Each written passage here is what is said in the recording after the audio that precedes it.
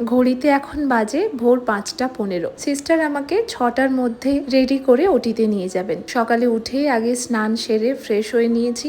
গতকাল রাত 12টার পর থেকে আর একটুও জল খাইনি। আমাকে যখন ওটির পর বেডে দেয় তখন বাজে 9:30। এই যে আমার হাতেই এখন রয়েছে আজকের এত বড় যুদ্ধের মূল কারণ। এখন আমার ভীষণ উইক লাগছিল, যেটা সব থেকে বড় প্রবলেম হচ্ছিল জল তেষ্টা আর খিদে।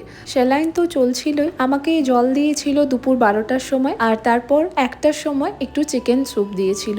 তবে বেশি খেতে পারিনি। এরপর একটু ভ্যাপার নিয়ে ঘুমিয়ে পড়েছিলাম। বিকেলবেলা ওঠার পর একটু বেটার লাগছিল। 1 কাপ চা, সাথে 2টো বিস্কিট দিয়েছিল। আর আমার সাথে যে সিস্টার ছিল, সাথে হেল্পিং হ্যান্ড ছিল, ওরা আমাকে ভীষণভাবে হেল্প করছিল। দুপুরে না একদম ভালো করে খেতে পারিনি, তাই ডিনারের জন্য ওয়েট করছিলাম। আপাতত তো বসতে পারছিলাম ঠিক করে, একটু পেন হচ্ছিল। খাওয়ারটা রাতে তৃপ্তি করে খেয়ে এখন একটু বই পড়তে পড়তে ঘুমোবো।